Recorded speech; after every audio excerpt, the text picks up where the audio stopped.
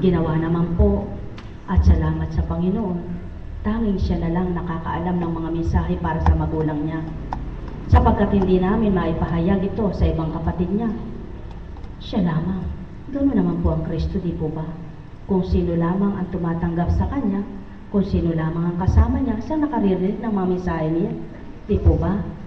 Subalit naganap lamang kung mailaganap sa buong daigdig ang salita ng Kristo nang maipaglaban na ang Kristo ay Mesiyas ng sanlibutan. Magpahanggang ngayon, sa katotohanan lamang po, kung minsan alam mo na gano'n ang ginawa mo sa kapwa mo, at kapag nakita mo siya, alam mo na may ginawa kang mabuti sa kanya, subalit nang dahil hindi kanya gustong ipaglaban, kahit na napakabuti ang ginawa mo sa kanya, kapag may kausap siya, ang masama ikukwento niya. Ganyan lamang po ang buhay dito sa lupa. Yung may takot sa Ama, kahit masama na ang ginawa ng kapwa niya, ikukwento pa rin niya mabuti sapagkat takot siyang ikwento niya yung masama ang kapwa niya. Yung walang ganap na takot sa Ama, kahit napakabuti na ng ginawa mo para sa kanya, ang ikukwento pa rin sa kapwa niya ay ang masama, para ikay siraan, para ikay hatulan, para ikay paratangan, para ikay hanapan ng kamalian. Ganun po ang buhay dito sa lupa. Kaya mga mahal ko, makibaka kayo. Lakasan niyo po ang loob niyong makibaka sa mundo. Kapag nagpatangay po kayo sa hamon ng tukso, sa hamon ng mundo na masalimuot, tandaan po ninyo, kayo ang talo. Sapagkat ang sinumang makapanahan ang demonyo sa kanyang katauhan, siya ang talo. Nanalo si demonyo. Ang lumuluhay ang Kristo, ang nanghihinayang ay ang Kristo, sapagkat ibinigay ang dugo at laman para sa tao. Subalit nawala ang katotohanan nang dahil pinanaig ang sariling damdamin, sariling kaisipan, sariling layunin, sariling kagustuhan. Bigyan po ng puwang ang katotohanan sa inyong puso na kung hindi sa Ama, wala kayo rito, wala kayong buhay. Na kung di sa kapahintulutan niya, wala kayong karamdaman na yahanap nyo ng kagalingan. At kung hindi rin sa Kanya, wala kayong kagalingang kakamting saan man dako kayo pumaroon. Sapagkat ang Ama ang may hawak ng inyong buhay. Sa Kanya nakasalalay ang buhay ng sinuman. At ang Kristo'y tagapamagitan, daan ng katotohanan, sapagkat maliwanag ang tinuran, ako'y ako nga, Alpha at Omega, mula sa simula hanggang wakas ng tao sa lupa.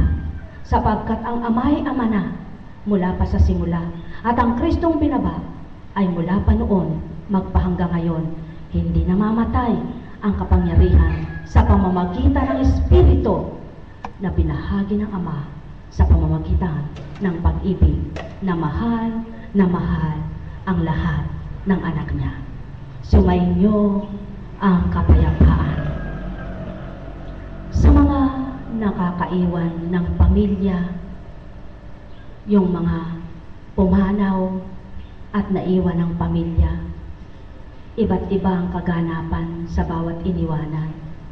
Mayroong pamilya na kung nooy magulo sila, nangatuto, namulat ang kaisipan, nahabag, nag-iyakan, nangagbago, nagmahalan, nagkasundo, nagbigayan, nagpatawaran.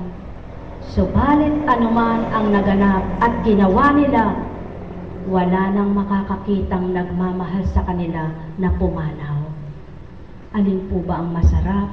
Yung buhay pa, yung noong nagsasabi sa inyo na magmahalan kayo, magbigayan kayo, magkasundo kayo, magdamayan kayo, na hindi nyo pinakinggan hanggang mamatay, at nang mamatay, doon nyo naalala ang mga pangaral.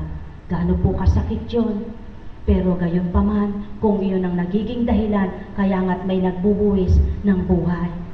Subalit nawa nga po gayon ang maganap sa marami. Paano po kung ang nagaganap sa iba? Sa halip na nagkasundo, lalo pang nawasak, lalo pang nagkalayo, lalo't higit kung wala salapi Bakit nga naman pakikialaman niya ay wala namang maibibigay sa kanya? Bakit nga naman lalapit siya ay wala namang maibibigay sa kanya? Bakit nga naman pahahalagaan niya wala namang ibibigay siya? Ganun po ang tao. Kaya kahabag-habag po ang nagiging buhay dito sa lupa. Kung sinong meron, siyang namumutsatsa sa kalalakan, sa lahat ng sarap, siyang naguging marapat lang sa pananaw niya. Pero hindi po yan ang gusto ng Ama. Hindi po yan ang layunin ng Kristo. Ang gusto ng Ama, mahalin mo ang kapwa mo. Yung karampot na may babahagi mo, na walang panunumbat pagbibilang, na hindi mo sasabihin, kaya hindi mo mahal yan dahil sinolo na nila ang mana. Sapagkat ang tunay na may takot sa Ama, tatandaan po ninyo, hindi man binahaginan, magbabahagi pa siya kung labis-labis para sa Kanya. Sapagkat yaon ang pag-ibig. Subalit, ang pag-ibig na di totoo, nanunumbat, nagbibilang, nagmamarali, nagmamagaling. Yan po bang totoong pag-ibig na layo ng Ama? Yan po bang pag-ibig na layo ng Kristo?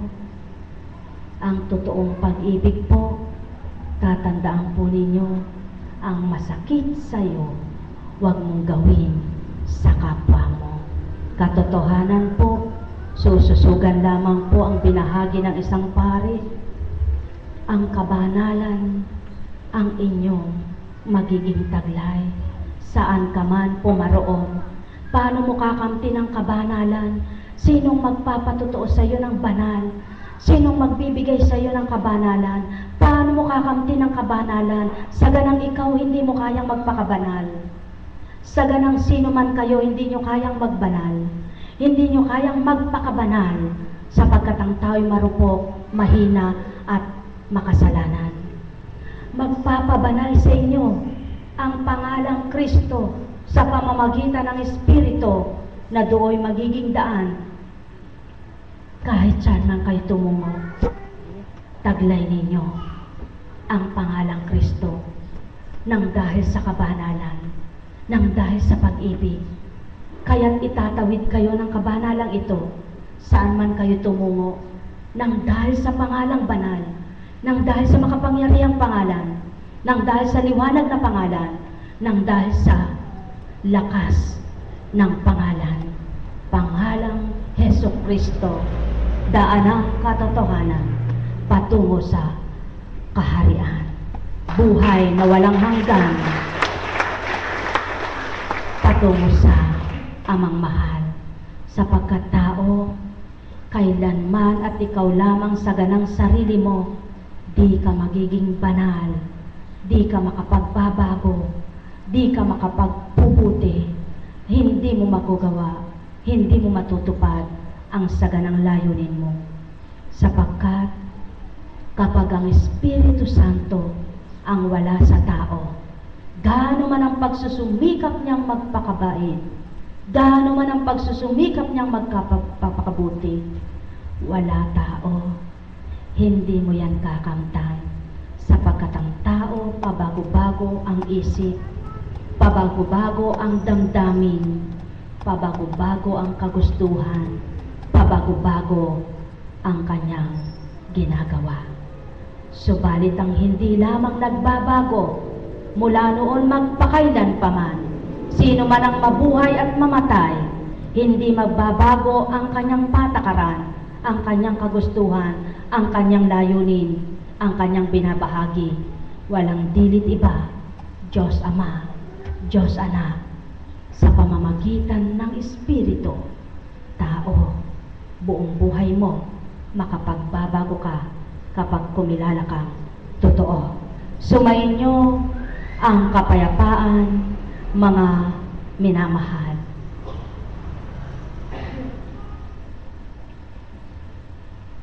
Buhay po ba ang Diyos? Napagod po ba yung mga nakipaglibing? Salamat po sa Ama. Habang nga pong naglalakbay, katabi ko si kapatid na Marisa, Nung una, nakasakay po si nanay sa sasakyan. At ang nagpapayong sa akin is si anak na Chris. Pagkatapos po ay hindi ko na namalayan si nanay na palang katabi ko. At habang umahakbang kami nangungusap, mataas po kasi siya. Anak, pag nilayan mo,